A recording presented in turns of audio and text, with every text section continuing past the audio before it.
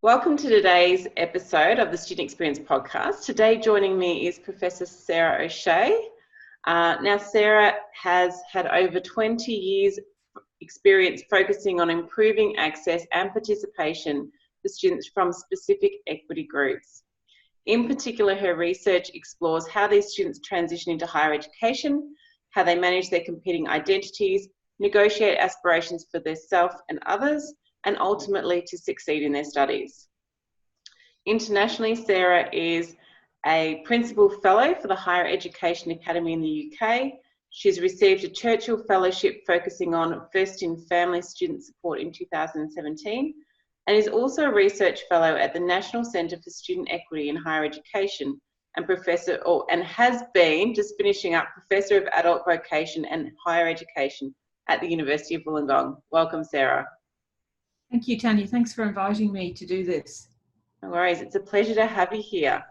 And I guess one of the things I really love the most about your work is that you really take a student-centric approach. Can you tell us a bit more about that? Yeah, so most of the work that I do, my research work, is within a narrative biographical approach. So what I basically do, which sounds really simple, is I talk to students and encourage them to really deeply reflect upon their university experiences.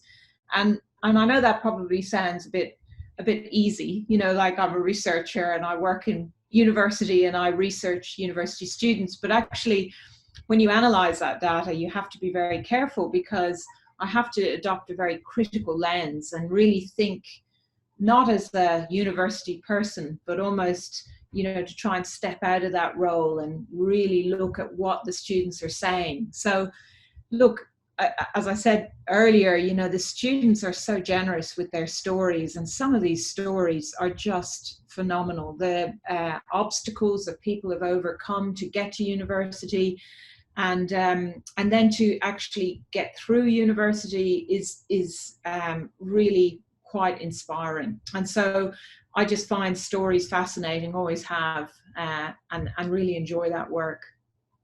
Yeah, it always amazes me. We generalize so much when we talk about student experience, and we kind of forget that these are so many different individuals, and that student experience is different for everyone, and how we can bring about something that is supportive for such a diverse range of people and a diverse range of needs is really quite complex. Yeah, look, it really is a complex situation, but for anyone who's familiar with my work, I tend to think that there's a simple way that we can cut through this. And I think it's simply around celebration, you know. So once we begin to recognize that our student populations are so diverse, and that even to step through the door of the lecture theatre or over the threshold of a university is in itself a huge undertaking for many students, and they have gone through an awful lot to get here. So I just feel that as universities, and I'm generalizing, I'm not talking about my own university, I'm talking about the sector in general, we could do a lot more work around celebrating that. And that really is the focus of my work, which is really around strengths-based thinking about what learners bring with them to university. What can we build upon as a sector? What can we value that they already have, instead of sort of treating them a little bit like, okay, you're a little bit deficit in things and we're going to fill you up with this knowledge. I think we need to think more broadly about the knowledges that students arrive with. And I guess even more so now that we've got so many mature age students coming in, they have lived experience, which we may not have had historically. Absolutely, like 39% of our student population are mature age. And of course, mature age is defined as those over 25. So, I mean, really, if you asked a 25-year-old, I don't think I wouldn't have regarded myself as mature age at 25. But you're right, they're coming. Some of them have already had careers elsewhere. They may have gone into different professional roles. They may have, you know, so they're coming with a wealth of experience that they may not value, but we need to work much more productively with them so that they recognize what strengths they already have and we can build upon those. Yeah, absolutely. And so when you were with the University in Newcastle, and I realise that was a couple of years ago now, you were overseeing the Transition and Retention Support Unit. Transition and Retention Unit. Can you share some of your experiences with creating a positive and supportive student experience, particularly for those low socioeconomic student cohorts? Yeah, look, that was a long time ago now. It's funny, time, as you get older, time goes so much quicker. So the Transition and Retention Unit was set up at Newcastle actually by Dr. Kathy Stone, who was working there. And it was quite innovative at the time. I know they're fairly common now, but at that time, I think it was one of the first units across the sector. And I was director, manager, I can't remember what my title was. Newcastle had and continues to have a very high proportion of students from low socioeconomic backgrounds. So what I basically did was I worked a lot with students. And so this again was before the idea of students as partners was very prevalent in the sector. So an example of something I did was I developed and designed with students a transition program. So the students actually designed it, they ran it. And it was absolutely grounded in real student experience. And working with students as partners is actually something that I've continued to do throughout my career. So when I came to Wollongong, I did similar programs, both with the across different faculties and also with Wollonga, which is our Indigenous Centre here at Wollongong. Again, all programs designed, developed and implemented with students, completely students in charge, if you know what I mean. Mm-hmm. So I think that's a really important thing, because I don't think there's anyone better that knows what the issues are when you're coming into university than the students themselves. So giving them the power, if you like, to do that. And I ran research on the back of those, and both the participants and the students who were involved in creating those programs really talked about how it both parties, it really helped them to process both entering into university, what that was like, but also as more advanced students in their degrees to really reflect upon what it was that had helped them. And I think both parties really valued that experience. Yeah, that sounds really exciting. And I know for me, it's something I'd like to look a bit more into, particularly with student mentoring and things like that. And in fact, speaking about student mentoring, I know recently you've been doing some work with the Australian Indigenous Mentoring Experience, which has led to some innovations in virtual mentoring, particularly for remote communities. And knowing that how many of our higher education students are now studying distance, whether that's remote or locally but not accessing campuses, what kind of lessons or insights could you share about that virtual environment?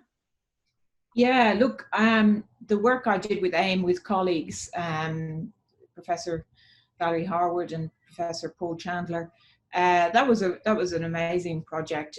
We worked with the mentors and also with the young people involved in AIM. And as part of that project, yes, we trialed some virtual mentoring where we actually had a platform where young people out in a very remote community were able to come into a virtual environment and meet AIM mentors and talk about university. And it was really, it was a great project. I think, there is space for that. I mean, unfortunately, the technology and the distance involved with the underpinning need for high-speed internet and things like that what was an issue. But what I do want to say is that the recent introduction of the regional study hubs to me is a terrific innovation. And I was lucky enough to go out to Cooma, to one of the regional study hubs out there, for a symposium on best practice in regional study hubs. So these study hubs are actually owned by the community, for people who may not be aware of them. They're funded by the federal government and state governments as well. And what they do is they actually create a space, a building, and they have all the infrastructure in there. They often run university tutorials from there as well. Different universities can use the space. They have computers, they have study labs. And at this symposium, there was a number of regional study hubs that were in very remote locations in Australia, run by the local communities. And to me, this is great work. I mean, for a start, it was grounded in the community. So if that was an Aboriginal Torres Strait Islander community, then they were embedding their own knowledges and also their own ways of teaching with their young people. So important.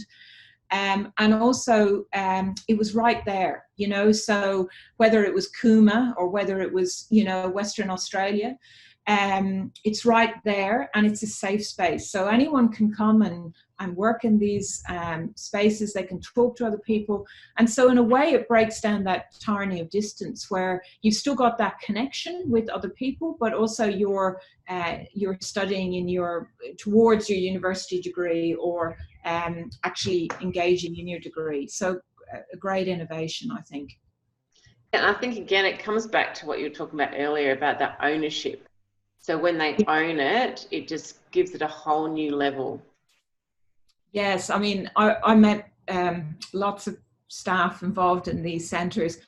And of course, people who get involved in projects like this are always passionate. And I just hope that the government can continue to fund them, because it really is I think it's going to make a big difference to distance learners and people in rural and remote areas. Yeah, no, it just sounds really great. Well, that's all the questions that I had. Were there other things that you would like to share, Sarah? Look, I suppose I just really wanted to thank you for doing this. We talked before how you were sort of targeting this at to people who maybe are so busy and that they can just pick up on little podcasts or listen to things. And I think this is really, really great because we're all so busy. We don't have time to sit down and do readings and, you know, so, well, thank you for doing this, Tanya. I think it's a wonderful initiative. Well, thank you. Yeah, and I have to say, it is so much fun having the opportunity to talk to all these people as well and learning what they do, because I also love stories and I also love just having a chat, and this is a great way that I can do it and have fun with a greater purpose. So it's been really good. So thank you. Yeah, thank you. All right. Well, that's really it for today's podcast. And good luck for new role at Curtin. Did you want to tell us what you're going to be doing there? Yeah. Okay. I will. Yeah. I'll be the new director of the National Centre for Student Equity in Higher Education. So, wow. A great role, great opportunity.